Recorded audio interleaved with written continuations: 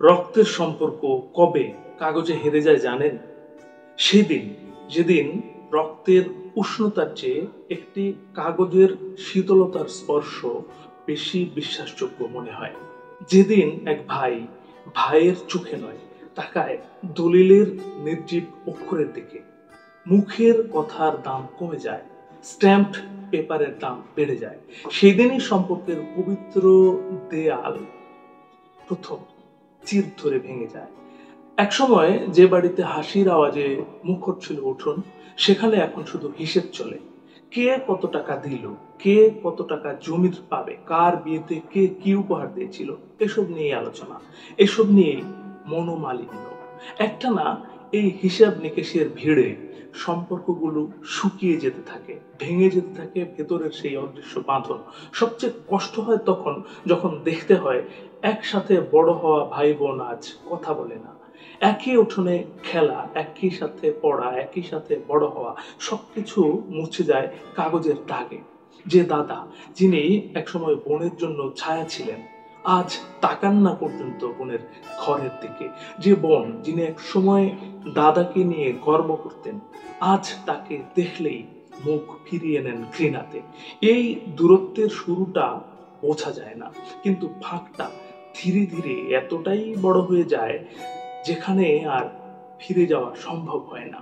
ভালোবাসা, স্নেহ, বিশ্বাস সবকিছু বদলে যায় সন্দেহ, অভিযোগ আর নির্লিপ্ততায়। আর এই ভাঙন চূড়ান্ত রূপ পায় তখন যখন মা বাবা আর বেঁচে থাকেন না।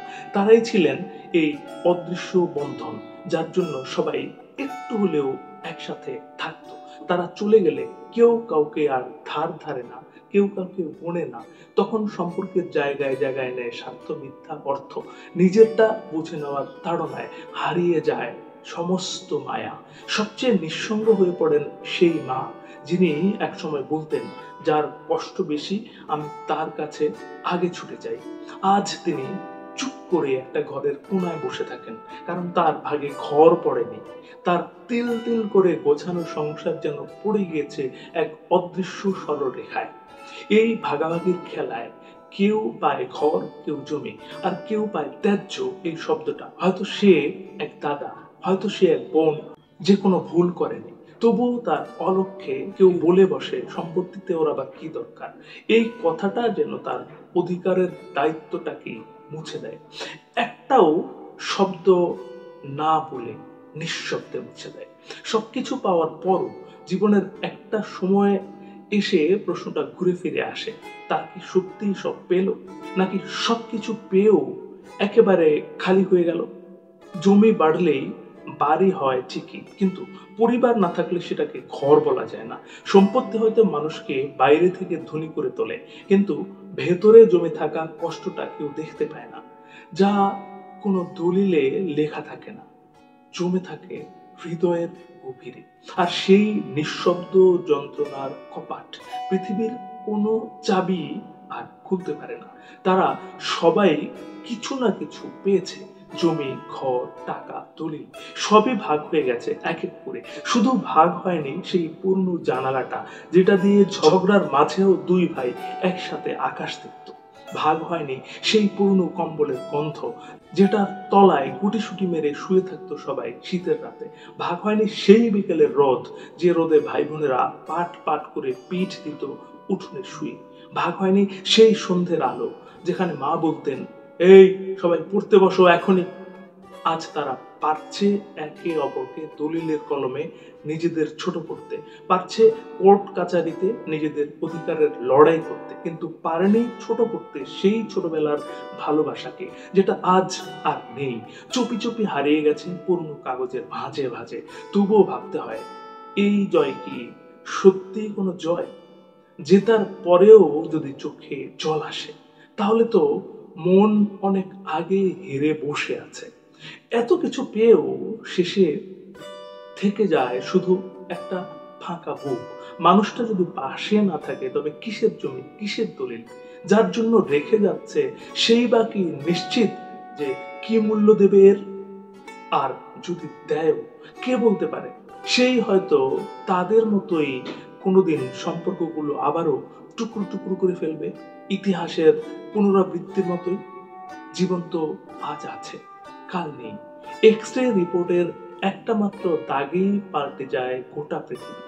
কিন্তু সম্পর্ক, সেগুলো তো একমাত্র সম্পদ যা কোটি টাকার জমি দিয়েও কেনা যায় না। সবাই কিছু না কিছু পেয়েই যায়। কারো দখলে আসে বড় ঘর, কারো নামে জমি রেজিস্ট্রি হয়, কারো ভাঁজে ভাঁজে থাকে কাগজের গন্ধ মাখা কিছু দলিলপত্র। আর কেউ কেউ থেকে যায়, কেউ কেউ শুধু একটা পুরনো ছবির কোণায়, একটা মায়ের নিঃশব্দ দীর্ঘশ্বাসে, একটা বিকেলবেলা গল্পে, যেটা কেউ মনে রাখে না। তাদের নামে কিছু লেখা হয় না, কিছু লেখা থাকে না, তাদের ভাগে কোনো ঘর পড়ে না, শুধু থেকে যায় নিঃশব্দে উচ্চারিত এক শব্দ, অপ্রয়োজনীয়। কিন্তু আসল ক্ষতিটা হয় কোথায়? না, জমি বা টাকায় নয়, আসল ক্ষতি হয় সেইখানে যেখানে এক সময় একসাথে খেলা, হাসি আর কাঁদা ভাগাভাগি করা মানুষগুলো আজ চোখে চোখ রাখতে ভয় পায়। যে উঠোনটা একসময় ছিল শৈশবের মঞ্চ, সেই উঠোনে আজ ভাগ হয়ে গেছে কাগজে কলমে। কিন্তু সেই উঠোনের সোনা ঝরা বিকেলগুলো, তা তো আর কেউ ফেরত দিতে পারবে না। সবকিছু পেয়েও শেষের দিকে গিয়ে অনেকেই নিঃশব্দে ভাবে, যাদের সঙ্গে ভাগ করে নিতে চেয়েছিলাম তারা তো কেউ পাশে নেই। অর্থের লোভ, সম্পত্তির লোভ বড়ই ভয়ঙ্কর। সে শুধু সম্পর্ক নয়, ভেঙে দেয় শিকড়টাকেও, যেখান থেকে সবার সেই প্রথম তাদের ঘর শব্দটা জন্মেছি। আজ শেষ করতে হচ্ছে বন্ধু, তার আগে একটি কথা, এই পৃথিবী তাকেই সম্মান দেয় যে ইউনিক কিছু করতে পারে। ইউনিক কিছু করুন, ভালো শুনুন, ভালো থাকুন। ধন্যবাদ।